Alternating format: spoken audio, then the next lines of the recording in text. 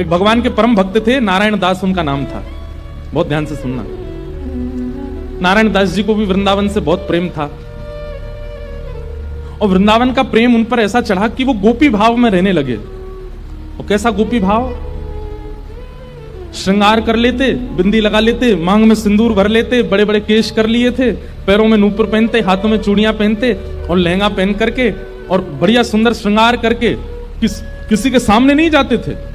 अपने गोपाल जी उनको तैयार करके, उनका श्रृंगार करके उनका भोग लगा के उनके सामने नाचते थे, अपने ठाकुर जी के आगे, और किसी को नहीं दिखाते थे, बस अपने ठाकुर जी को दर्शन कराते थे।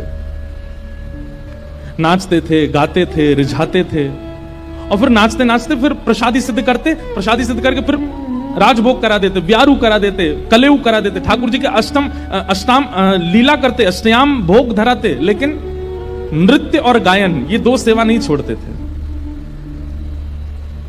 लेकिन धीरे धीरे वैष्णवों ने उनको देखना ढूंढना शुरू कर दिया, लोग उनकी कुटिया में जाने लगे। तो वैष्णवों को तो वो बैठने देते थे, बोले आप सब तो ठाकुर जी के समान हो, आपके सामने तो मैं नाच सकता हूं। सब लोग इधर देखो, ध्यान से, आवाज आ रही है हमारी? नृत्य कर रहे थे। नृत्य की ख्याति ऐसी हुई कि एक बार एक बहुत श्रेष्ठ नृत्य करने वाला व्यक्ति आया, और उसको किसी ने कहा कि भाई हमारे यहां एक साधु हैं, वो किसी के आगे नृत्य नहीं करते, ठाकुर जी का एक बार उनके नृत्य देख लो आप। तो बहुत बड़े नृत्य करने वाले ने जब उनका नृत्य देखा तो वो बोला कि महाराज मैं बड़े बड़े दरबारों में जाकर के नृत्य करता हूं, ऐसा नृत्य मैंने आज तक नहीं देखा। सब लोगों ने कहा बोले भैया ये ठाकुर जी के लिए नृत्य करते हैं। लेकिन उस नृत्य करने वाले ने किसी बादशाह को खबर करा दी कि वृंदावन में एक महात्मा है, और बोले वो गोपी बनकर के अपने ठाकुर जी के आगे नृत्य करते हैं और गाते हुए नृत्य करते हैं, ऐसा नृत्य मैंने आज तक नहीं देखा। बादशाह के तो मन में आ गई कि मुझे उनका नृत्य देखना है, और प्राचीन काल के राजाओं के मन में आ जाए और वो ना मिले तो वो तो मारने तक आतुर हो जाते थे। उन्होंने अपने सैनिकों को भेज करके कहा कि आपको नृत्य करने के लिए बादशाह ने बुलाया है, या तो चलिए, और अगर आप इनकार करोगे तो आपकी कुटिया जला देंगे, आपके ठाकुर जी छीन लेंगे, और फिर कभी नृत्य करने लायक बचोगे नहीं। ऐसी स्थिति पड़ गई। रोने लगे अपने ठाकुर जी के आगे, बोले नाथ मेरा नृत्य किसी और को रिझाने के लिए नहीं है, कि मैं कैसी स्थिति में आपने डाल दिया हूं। अगर जाता हूं तो मेरा नृत्य, मैं नृत्य को प्रसाद के रूप में प्रस्तुत करता हूं, वो झूठा हो जाएगा। कोई और अगर उसका आस्वादन करेगा तो वो फिर उच्छिष्ट हो जाएगा, और उच्छिष्ट वस्तु आपको कैसे पधराऊंगा दोबारा। और यदि नहीं जाता हूं तो कुटिया जला देंगे, आपको छीन लेंगे, राजा है, ताकतवर है, उसके आगे मेरी चलेगी नहीं। रात भर रोते रहे अपने ठाकुर जी के आगे। इतने में ठाकुर जी स्वप्न में प्रकट हो गए, और स्वप्न में प्रकट होकर के ठाकुर जी बोले तुमको वहां नृत्य करने में दिक्कत क्या है? बोले मैं आपके सामने नृत्य करता हूं बस। तो बोले हमको ले चलो, हमें वहां बैठा देना, हमें देखते देखते नाच लेना, राजा को भूल जाना। तो वो कहते हैं, बोले कि महाराज वो स्थान आपके लायक नहीं है, वो राजा है, वो मांस भी खाता है, मदिरा भी पीता है, ना जाने कैसे कैसे उसके आचरण है, उसका स्थान कैसा है, वहां पर नृत्यांगनाएं आती हैं, ना जाने कैसे कैसे वहां पर व्यवहार होते हैं, वहां मैं अपने ठाकुर जी को लेके नहीं जाऊंगा। ये वैष्णव का स्वरूप होता है, वो अपने ठाकुर जी के आगे प्रदर्शन को आगे नहीं करता, वो अपने ठाकुर जी की सेवा के आगे एक बार को बड़े से बड़े उत्सवों का त्याग कर देगा, बड़े से बड़े उपाधियों का त्याग कर देगा, लेकिन अपने ठाकुर जी को ऐसे ही कहीं बेक नहीं देता। बोले ये तो नहीं चलेगा, आपको लेके तो नहीं जाऊंगा मैं। तब भगवान बोले तो फिर नहीं जाओगे तो ये लोग तुम्हारे कुटिया उजाड़ देंगे। तो फिर वो बोला आप इतना भी नहीं कर सकते, तो फिर क्या बात के भगवान, आज तक मैंने आपसे कुछ नहीं मांगा, लेकिन इसका समाधान बताओ मैं कैसे करूं। तब भगवान बोले देखो तुमने अपनी गली में तुलसी की माला पहनी है, और ये तुलसी मेरा ही स्वरूप है, तो तुम मुझे तो नहीं ले जाओगे, लेकिन ये तुलसी माला तो पहन के जाओगे। इनको तुम एक सिंहासन पर पधरा देना, और इनको मेरा ही रूप मान करके, मुझे अनुभव करके, मेरा आभास करके तुम वहां नृत्य कर देना। नृत्य भी हो जाएगा, मेरे सन्मुख भी हो जाएगा, और तुम्हारा बात भी बनी रहेगी। नारायण दास जी बोले भगवान पक्का ना ये तुलसी आपका ही? बोले पक्का 110% मेरा ही स्वरूप है, जाओ। नारायण दास जी गए और राजा के यहां जाकर के बोले महाराज मैंने गले में जो ये माला पहनी है बड़ी तुलसी की, इसके लिए मुझे एक आसन दे दो, मैं इनको पधरा करके फिर नाचूंगा, नहीं तो ये तो विक्षेप डालेंगे। पधरा करके आसन पर और जैसे ही नृत्य करने लगे, उनके मन में कदापि ये भाव नहीं आया कि ये तुलसी हैं, ये केवल माला हैं। यही सोचने लगे श्याम सुंदर हैं। श्याम सुंदर विचार करके जब घूमने लगे नृत्य करते करते, तो हर घूमने के बाद एक बार देखते, और जब द्रुत गति से घूमने लगे, चक्र लेने लगे, लेते लेते लेते उनको वहां तुलसी नहीं, साक्षात सचल त्रिभंग लली श्याम सुंदर दिखने लगे। आज तक अपनी कुटिया में नृत्य किया था तो कभी ठाकुर जी ऐसे प्रत्यक्ष प्रकट नहीं हुए, लेकिन आज उस दरबार में ठाकुर जी प्रत्यक्ष प्रकट हो गए। क्यों? उनकी भावना से रीझ करके ठाकुर जी प्रकट हो गए। और जैसे ही ठाकुर जी प्रकट हुए, वो चक्र लेते लेते लेते लेते लेते वहीं उन्होंने प्राण त्याग दिए और ठाकुर जी में विलीन हो गए। नारायण दास कहने का अभिप्राय क्या? वृंदावनियों को और वृंदावन भजने वालों को कई बार व्यवहार प्रधान नहीं होता। उनके लिए धर्म प्रधान नहीं है, उनके लिए अर्थ प्रधान नहीं है, उनके लिए काम प्रधान नहीं है, उनके लिए मोक्ष भी प्रधान नहीं है, उनके लिए केवल प्रेम प्रधान है। हमारे आप लोग जाएंगे तो आप क्या कहेंगे? कहां जा रहे हो? बोले बरसाने जा रहे हैं राधा रानी का दर्शन करने। लेकिन अगर कोर ब्रजवासी से पूछोगे कहां जा रहे हो? बोले बरसानो जा रहे हैं लाडली जी को दर्शन करवे। क्या बोलेंगे? लाडली जी। क्यों? प्रेम प्रधान हो जाता है, वहां पर भगवत तत्व की बात नहीं करते।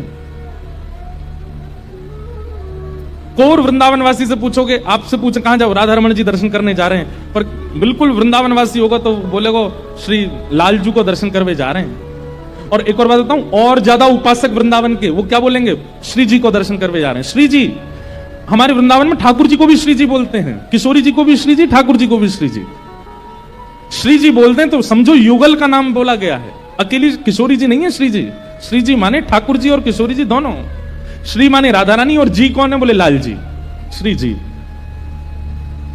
वृंदावन में प्रेम प्रधान है, धर्म अर्थ काम और मोक्ष नहीं है। वेद व्यास जी महाराज को नारद जी महाराज यही बात समझा रहे हैं कि नारद जी, व्यास जी, आपने जितने भी ग्रंथ लिखे हैं सब में धर्म अर्थ काम और मोक्ष की प्रधानता बताई है, आपने अभी तक प्रेम की प्रधानता नहीं बताई, इसलिए आपका मन अशांत है। अगर आपको किसी से प्रेम है और कहीं ना कहीं उसका प्रभाव आपको आकर्षित कर रहा है तो उसको प्रेम नहीं, उसको आकर्षण कहते हैं। प्रेम तो स्वभाव से होता है। और एक और बात कहें, जहां प्रेम होता है ना, वहां स्वभाव कैसा भी हो वो प्रिय लगता है, अच्छा लगता है। अब भाई दुनिया की माताओं के बालक होते हैं, किसी के सुंदर होते हैं, किसी के मोटे होते हैं, किसी के पतले होते हैं, किसी के छोटे से होते हैं, किसी, लेकिन मां को अपना बालक जैसा भी अच्छा लगता है, चाहे वो काला है, चाहे वो गोरा है, मोटा है, छोटा है, पतला है, सूखा है, बीमार है, ठीक है, लेकिन मां को वो प्रिय ही लगता है, क्योंकि उसका प्रभाव, उसका बाह्य रूप मां को आकर्षित नहीं करता। मां का हृदय जुड़ा होता है बालक से। ठीक वैसे ही हे व्यास जी महाराज, आपने जितने भी ग्रंथ लिखे हैं उनमें प्रभाव का वर्णन किया है, और प्रभाव से आसक्त करने वाले लोग तो रीझ जाएंगे, लेकिन प्रेमी लोग नहीं रीझ पाएंगे। आपने जितने भी ग्रंथ लिखे हैं, इन ग्रंथों को सुन करके, पढ़ करके कामनाओं की पूर्ति करने वाले लोग रीझ जाएंगे, यज्ञ अनुष्ठान करने वाले लोग रीझ जाएंगे, फल की प्राप्ति करने वाले लोग रीझ जाएंगे, लेकिन जिनका जीवन धन केवल प्रेम है वो कैसे रीझेंगे? उनके लिए तो आपको स्वभाव बताना पड़ेगा ठाकुर जी का। हमारे ब्रज में कहें, लाला तू भगवान है। ठाकुर जी बोले, काय को मधुमंगल तू ये काय को पूछ रहा हो? बोले ना ना, हमने ऐसी सुनी है कि जब गर्गाचार्य जी आए ना तो वो कह के गए कि यशोदा मैया तुम्हारो लाला नारायण समान गुण ही है, और तेरी हरकतन ते हुए ऐसा लगा कि तू कहीं भगवान तो ना है। तो ठाकुर जी धीमे से बोल जाते हैं, बोले मधुमंगल एक बात बताऊं? बोले कहा, मैं जय जय नहीं हूं, मैं भगवान नहीं हूं। तू सांची भगवान है? बोले हाँ। लाला मैं सबन ने बता दूं कि तू भगवान है? ठाकुर जी बोले हाँ बताया। मधुमंगल गए और सबरे सखान में हल्ला मचाया। बोले तुम्हें एक बात बताऊं? बोले कहा, हमारा जो लाला है ना, बोले हाँ जी भगवान है। ये बात सुन के आधे तो हंसने लगे और आधे छड़ी लेकर के बोले दिखाइयो ने कहां तेरो भगवान। ठाकुर जी निकल के आए कुंज से, आज बड़ी अदा से निकल के आए, ए मधुमंगल सीता प्रणाम करो, हम भगवान हैं।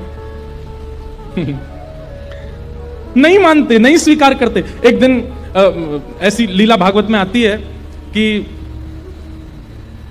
एक बार जागरण हुआ, ब्रज में जागरण कराया नंद बाबा ने।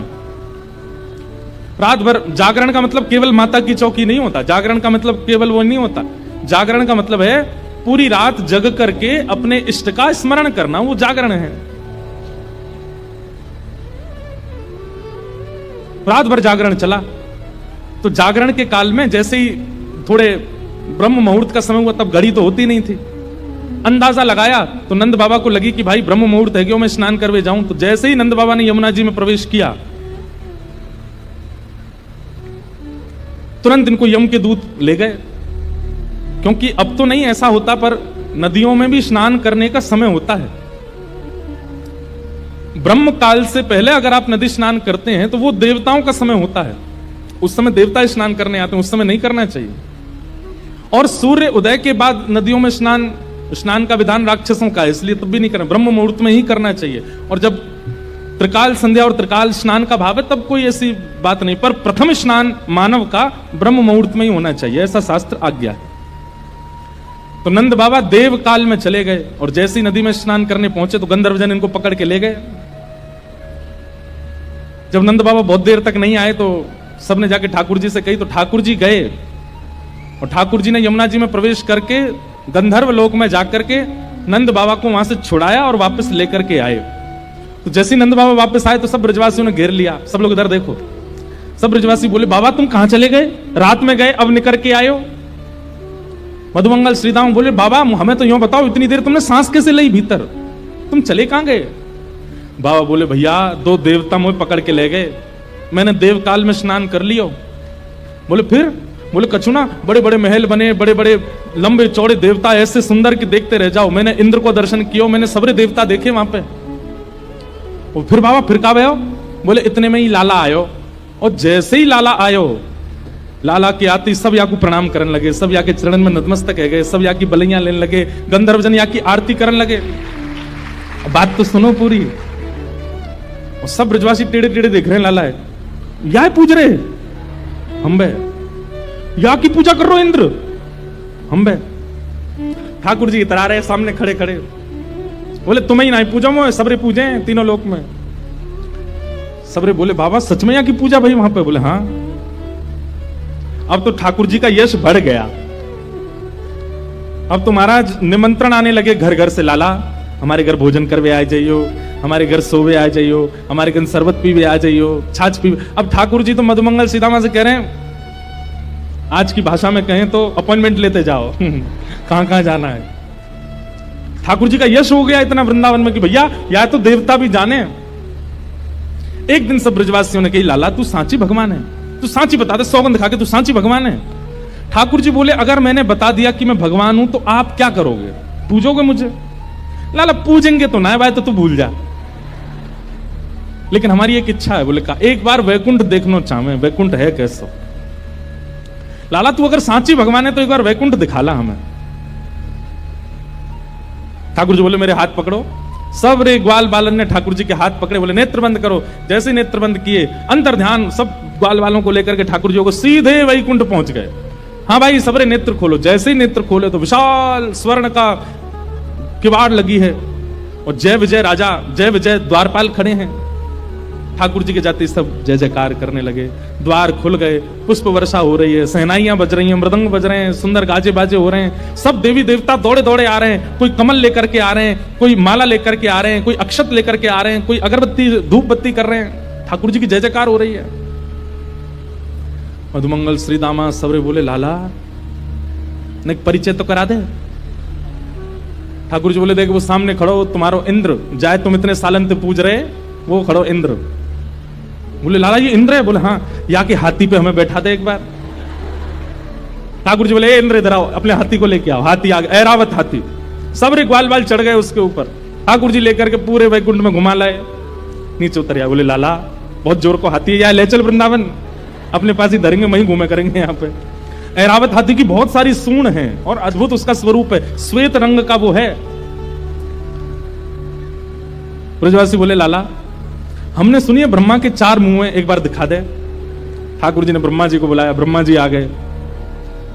ब्रह्मा जी जैसे आए तो मधुमंगल श्रीदामा जाके स्पर्श करके उनके मुख देख रहे हैं, सच्ची के हैं कि नकली है। लाला ये तो सांची है। सब जगह ठाकुर जी ने घुमाया, जिस देवी देवता से मिलना चाहते थे सबको प्रकट कर दिया। सुंदर प्रसाद पाया, सुंदर सब जगह घूमे ठाकुर जी को लेके, नदियों में, तालाबों में, पशु पक्षी सब देखा, वैकुंठ का एक एक कोना ठाकुर जी के साथ देखा। सब जगह घूम करके ब्रजवासी थक गए, तो थक करके बोले लाला अब चल वृंदावन चल, अब ले चल हमें। ठाकुर जी बोले भैया सुनो, तुम सबके लिए कक्ष खुलवा दिए हैं और वैकुंठ का नियम है, मैं बताना भूल गया था कि यहां एक बार आने के बाद फिर यहां से जाता नहीं है कोई भी। अब तुम सब यहीं वैकुंठ में रहो, क्या बुराई है? ये उर्वशी गंधर्व सब लोग तुम्हारी सेवा में रहेंगे, देवी देवता, अरे तू जब कहेगा इंद्र आ जाएगा, ब्रह्मा आ जाएगा, सब तुम्हारी सेवा में रहेंगे, यहीं बैठे रहो। अब ये सुनते ही ब्रजवासी तो रोने लगे, ठाकुर जी के चरणन में गिर गए, बोले लाला तू हमारे प्राण मांग ले, तू जो कहेगो हम तो दे देंगे, तू कहेगो आज के बाद हम तो जय जय मान के रोज तेरी आरती पूजा करे करेंगे, लेकिन हमें वापस वृंदावन ले चल, हम वैकुंठ में ना रह सके, हमें तो वृंदावन ही प्रिय है लाला। ठाकुर जी के नेत्र सजल हो गए, सब देवी देवताओं को दिखाते हुए ठाकुर जी बोले तुम लोगों को आश्चर्य होता है कि भगवान इन ब्रजवासियों से इतना प्रेम क्यों करते हैं, देखो दीयमान न ग्रहणंती, ये भक्ति की वो स्थिति है कि मैं वैकुंठ देने को बैठा हूं लेकिन इनको नहीं चाहिए, क्यों? वृंदावन प्रिय है।